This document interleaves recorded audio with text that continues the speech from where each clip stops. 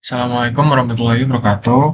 Kembali lagi bersama saya Yofil Matraihan dari program studi rekayasa perancangan mekanik dengan NIM 40040225650080. Jadi pada video kali ini, eh, video ketujuh, kita akan membahas mengenai praktikum algoritma dan pemrograman Python Library Code Editor.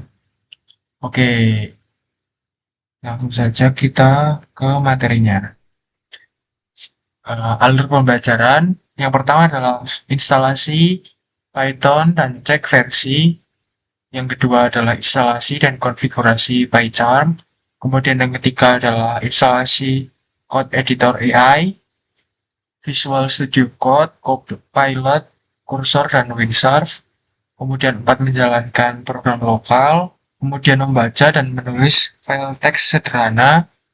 Yang kelima adalah tips manajemen proyek lokal, struktur folder, kemudian adalah contoh penggunaan time, modul, dan OS. Selanjutnya ada install library pihak ketiga menggunakan pip dan import menggunakan fungsi import. Kemudian yang terakhir ada eksperimen membandingkan output dari 3 AI code editor dengan prompt yang sama. Oke, selanjutnya ada instalasi Python dan cek versi. Sebelum kita menginstal Python, di sini ada cek instalasi, yaitu pertama langkahnya adalah membuka komen Python cmd, kemudian ketik Python version. Kemudian langkah pertama adalah unduh Python, buka situs web yang telah tersedia di sini telah saya cantumkan. Kemudian klik download Python versi yang terbaru. Kemudian tunggu hingga file installer selesai diunduh. Kemudian nomor 2, jalankan installer. Klik 2 kali file installer Python 3xx.exe. Kemudian centang add Python to pad. Yang selanjutnya ada klik install now dan tunggu proses selesai. Jika muncul setup was successful, klik close. Kemudian untuk selanjutnya ada instalasi dan konfigurasi PyCharm. Sama seperti Python tadi, cara menggunakan PyCharm yang pertama yaitu membuka link yang telah saya cantumkan di dalamnya, kemudian memilih versi community, yaitu yang gratis, untuk klik download. Selanjutnya ada buka file PyCharm, kemudian PyCharm community xxx exe, klik next, kemudian pilih lokasi instalasi. Next. Nomor 3 ada opsi instalasi centang yang disarankan. Yang pertama ada create desktop shortcut, kemudian ada add open folder as project, kemudian yang ketiga ada add bin folder to pad. Ini sifatnya opsional ya teman-teman. Kemudian klik install. Setelah itu selesaikan instalasi. Tunggu hingga selesai, klik finish, kemudian jalankan PyCharm. Yang kelima ada pengaturan awal, pilih tema seperti biasa ya teman-teman, light atau dark. Kemudian buat new project, pastikan Python interpreter sudah terdeteksi. Selanjutnya ada library eksternal. Apa sih library eksternal? Itu pengertiannya adalah library eksternal adalah kumpulan kode, fungsi, atau modul yang dibuat dan dikelola oleh pihak ketiga atau pengembang lain yang berada di luar perangkat lunak utama, yang digunakan untuk memperluas kapabilitas program tanpa harus menulis kode tersebut dari awal. Library eksternal ini tidak termasuk dalam instalasi standar bahasa pemrograman dan biasanya harus diunduh dan diinstal. Terpisah menggunakan package manager. Contohnya adalah NumPy untuk komputasi numerik, Pandas untuk manipulasi data, Matplotlib, dan Seaborn untuk visualisasi data. Selanjutnya ada pip atau package installer Python. Apa sih package installer Python tersebut? Package pip atau package installer Python adalah program pengolahan paket atau package manager untuk bahasa pemrograman Python. Jadi ini hanya digunakan untuk Python ya teman-teman. Kemudian selanjutnya ada fungsinya. Fungsinya adalah untuk menginstal, menghapus, dan memperbarui paket Python yang tidak ada di pustaka standar.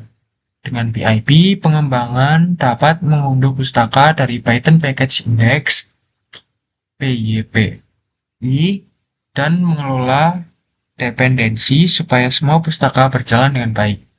PIP biasanya sudah terinstal otomatis pada Python versi 3.4 ke atas dan digunakan lewat terminal atau command prompt.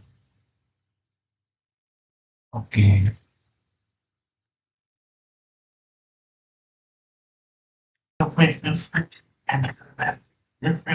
jadi selanjutnya adalah kita menginstal yang pertama Python. Untuk Python sendiri kita menggunakan versi 3.14.2 ya teman-teman. Eh, Sebentar kita download Python.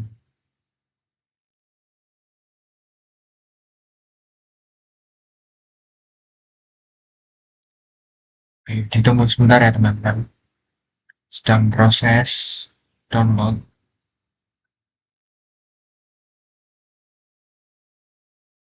Kemudian selanjutnya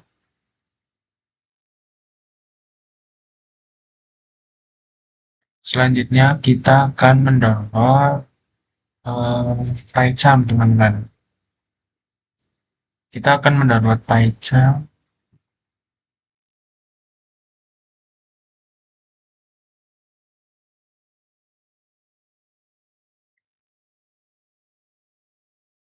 Tunggu ya teman-teman.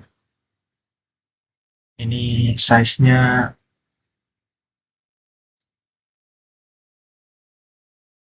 agak besar soalnya.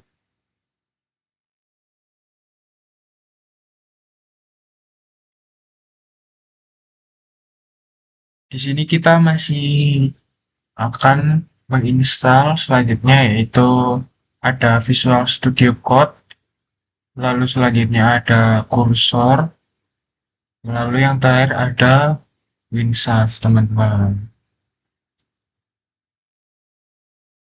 Seperti yang sudah saya jelaskan tadi, ini merupakan aplikasi ketiga yang mempermudah agar tidak eh, berpindah-pindah untuk memprogram.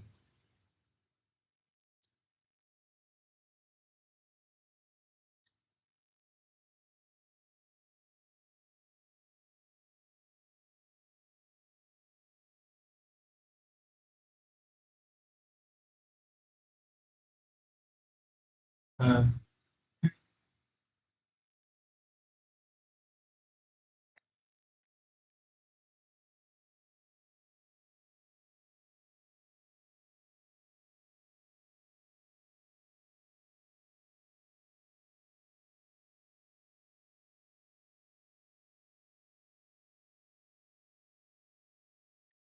Oke, selanjutnya kita akan menginstal Visual Studio Code ya teman-teman.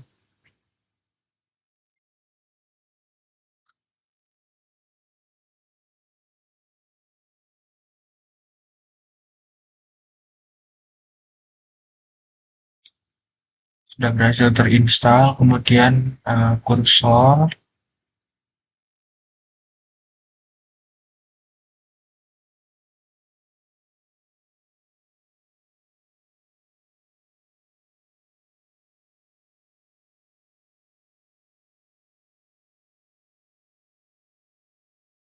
lalu yang terakhir ada Winesurf teman-teman.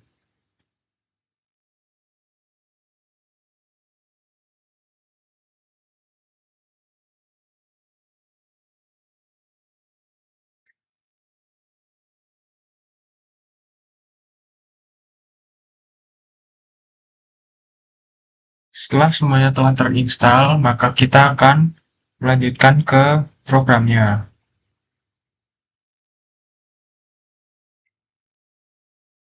Jadi kita di sini selanjutnya adalah untuk menginstal dari Python-nya sendiri ya teman-teman. Hmm, sini.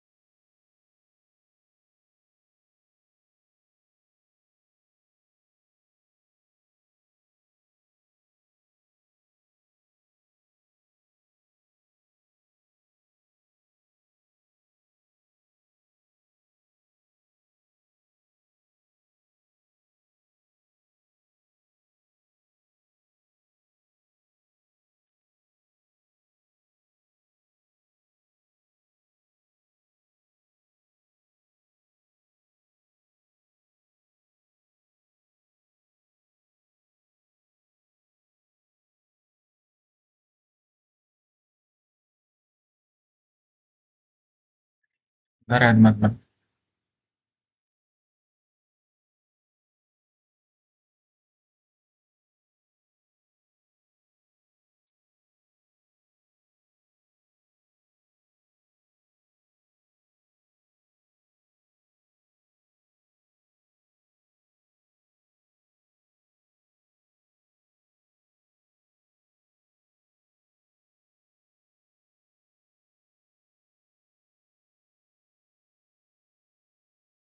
Jadi setelah selesai kita close, kemudian kita selanjutnya untuk menginstal yang lain, teman-teman. Dimulai dari VS Code,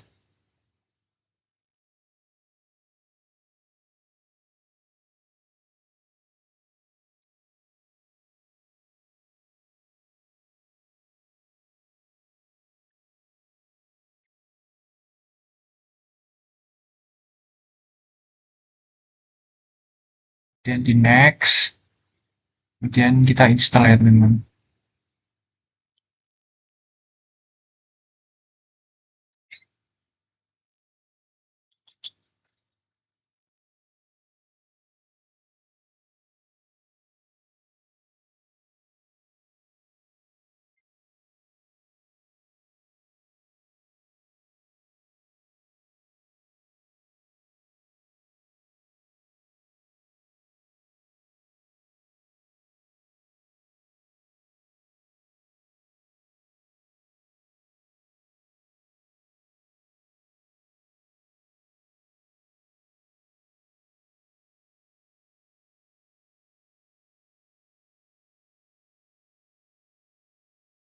Oke, setelah itu kita em, download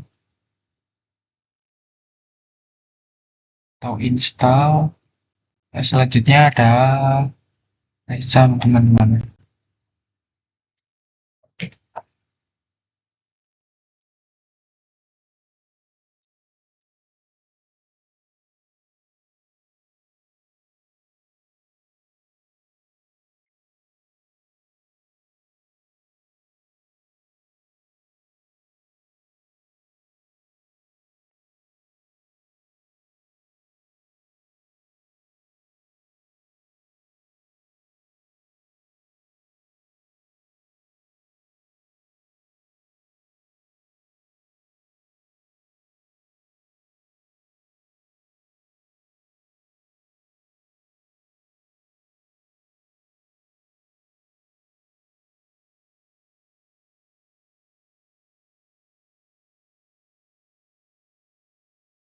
Yes, teman-teman.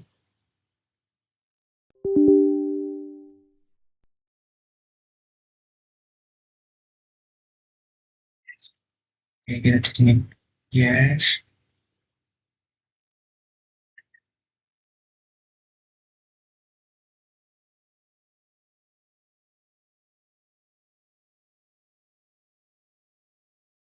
Ya, next. Centang. Centang.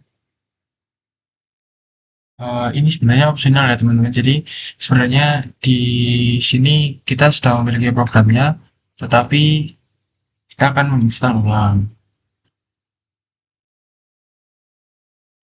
Oke,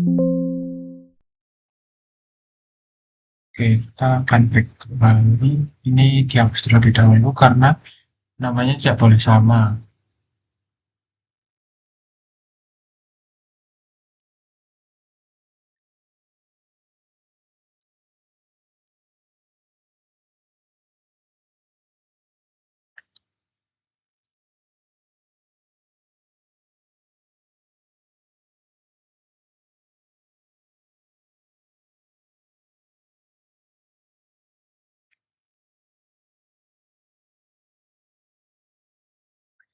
Oke, sebentar ya teman-teman, ini ada masalah teknis. Oke, melanjutkan yang sebelumnya. Jadi kita di sini pertama dalam menginstal karena di pertemuan sebelumnya kita telah menginstal ini. Jadi agar prosesnya dapat ditunjukkan, maka ini diuninstall terlebih dahulu.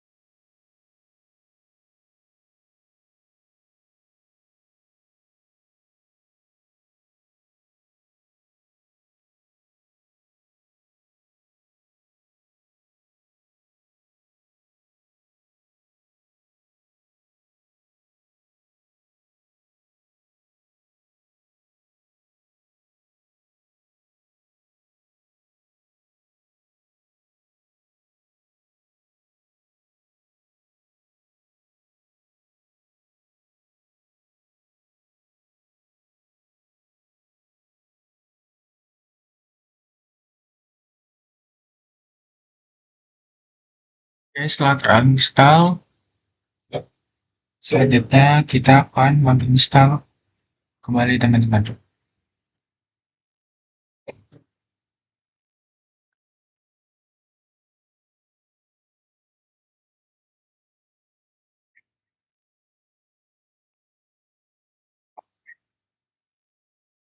Bentar teman-teman.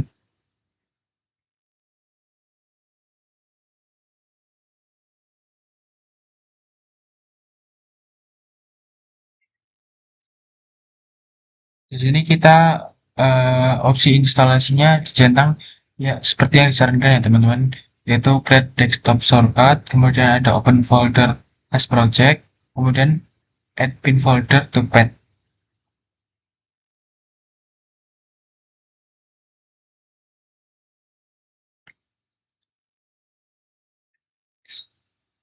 Kemudian kita install.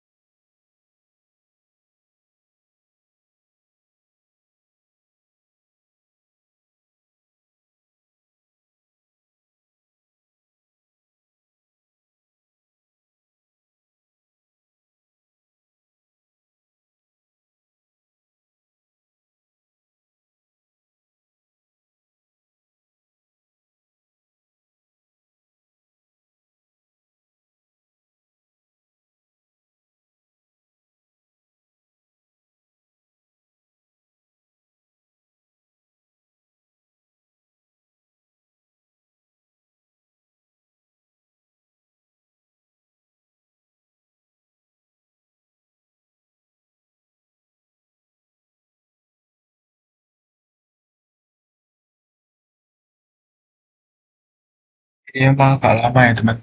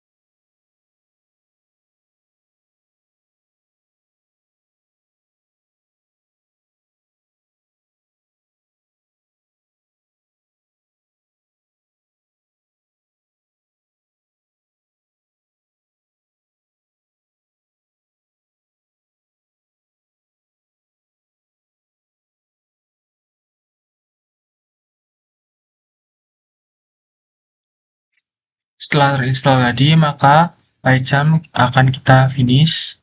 Kemudian kita akan install kursor.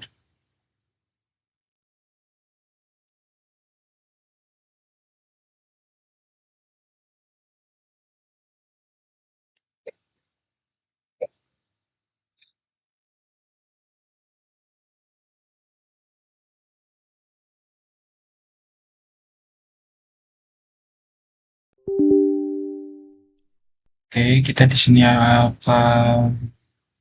Yes, install.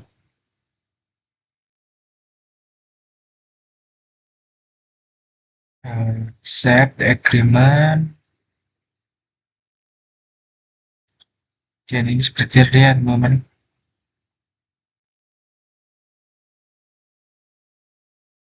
Dan install.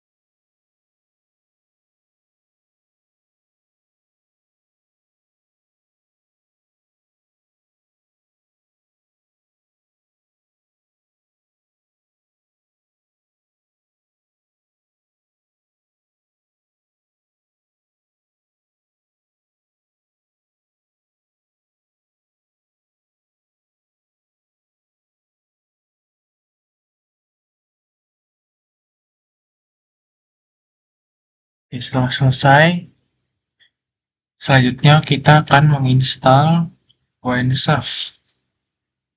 Ini yang terakhir ya teman-teman. Sebelum kita masuk ke dalam programnya atau contohnya.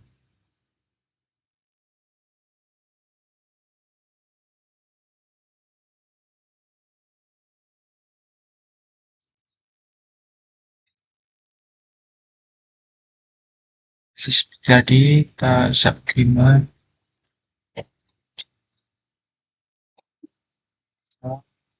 next.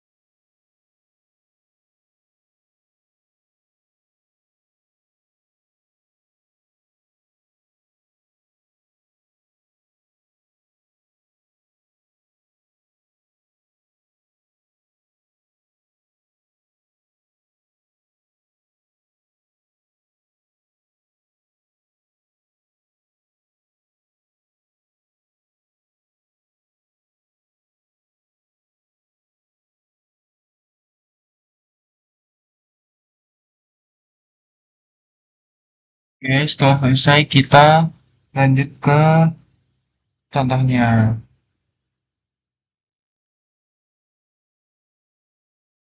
Jadi yang selanjutnya kita di sini adalah menginstal Python di dalam Windsurf.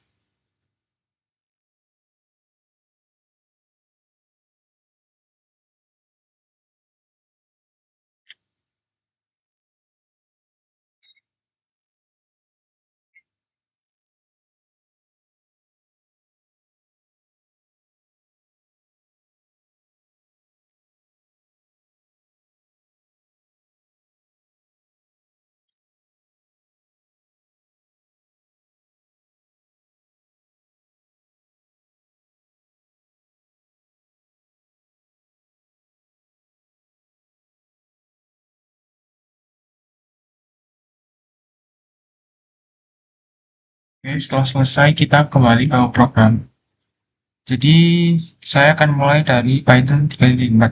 Di sini saya ada contoh sederhana yaitu print, kemudian halo halo rek. Di sini untuk isinya bisa diganti dengan apa saja ya teman-teman. Misal print, kemudian kita akan masukkan hidup siswa.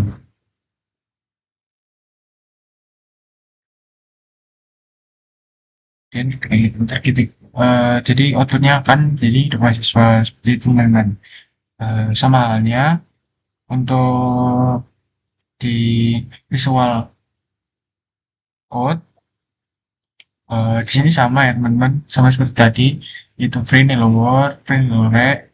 Eh, untuk di dalamnya kita terserah akan mengganti menggunakan apa saja. Lanjut ke VS Code.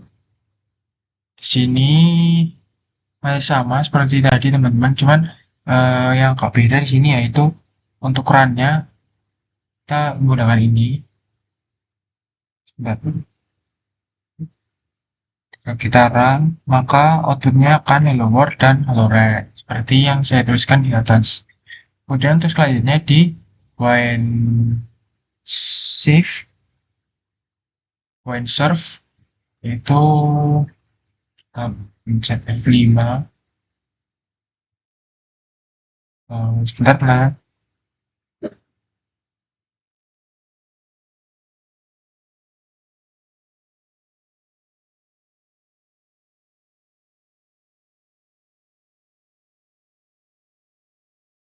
Jadi kurang lebihnya seperti itu ya teman-teman. Untuk contoh dari pemrogramannya, selanjutnya kita eh, kembali ke PPT tadi yaitu fungsi open. Open adalah fungsi utama untuk mengakses file. Nah, di sini itu sebenarnya kita membahas tentang ini teman-teman, masih terkait dengan library code editor. Jadi yang pertama adalah fungsi open. Fungsi open adalah fungsi utama untuk mengakses file. Mode yang umum digunakan adalah R untuk read, membuka file untuk dibaca, W untuk write untuk membuka file baru dan menimpa isi file lama. Kemudian A untuk append untuk menambahkan data ke akhir file tanpa menghapus isi sebelumnya. R plus adalah R plus write dengan membaca dan menulis file yang sudah ada. Kemudian W plus write dan read untuk membuat file baru dan memungkinkan membaca. A plus untuk append plus read. Fungsinya di sini adalah menambahkan data atau mengizinkan membaca. Kemudian yang selanjutnya ada fungsi untuk menulis, write atau write lines. Write digunakan untuk menulis teks ke dalam file, kemudian hanya dapat digunakan pada file yang dibuka dengan mode yang mengizinkan penulisan seperti W, A, R+, atau W+. Kemudian menuliskan string tunggal ke file. Kemudian write lines digunakan untuk menulis banyak baris sekaligus. Parameter berupa kumpulan string atau misalnya list Kemudian yang terakhir adalah tidak menambahkan karakter new line secara otomatis sehingga setiap baris harus menggunakan eh, dalam garis miring n jika ingin dipisahkan. Library Python adalah kumpulan fungsi modul siap pakai untuk membantu menyederhanakan pemrograman tanpa harus menulis kode dari awal. Seperti yang sudah dicontohkan tadi, untuk aplikasi Python, kemudian MindPy di Visual Studio Code, kemudian ada VS Code, Control, dan Windsurf itu keempat-empatnya saling terhubung ya teman-teman.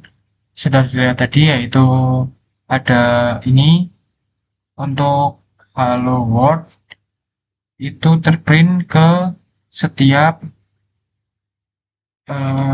program secara otomatis. Jadi yang pertama di sini ada library standar yang sudah tersedia saat Python diinstal.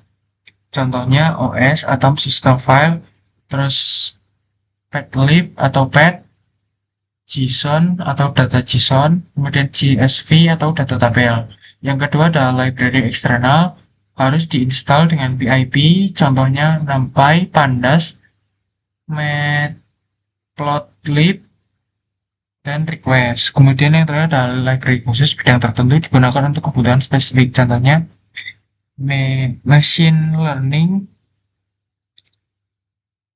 web, contohnya Flash dan Django. Yang terakhir ada library buatan sendiri, yaitu developer membuat modul sendiri berisi fungsi untuk digunakan ulang. Oke, sekian video dari saya kali ini. Kurang lebihnya mohon maaf. Assalamualaikum warahmatullahi wabarakatuh.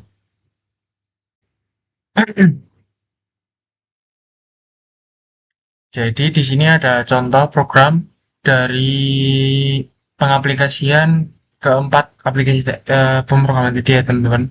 Jadi di sini saya telah menyiapkan program yaitu untuk menghitung rata-rata nilai ulangan mahasiswa. Jadi atau nilai ujian. Jadi kita di sini pertama diminta untuk menginputkan terlebih dahulu. Yang pertama adalah nama mahasiswa tersebut, kemudian ada jumlah mata kuliah. Selanjutnya ada kita menyebutkan materi mata kuliah apa saja serta nilainya.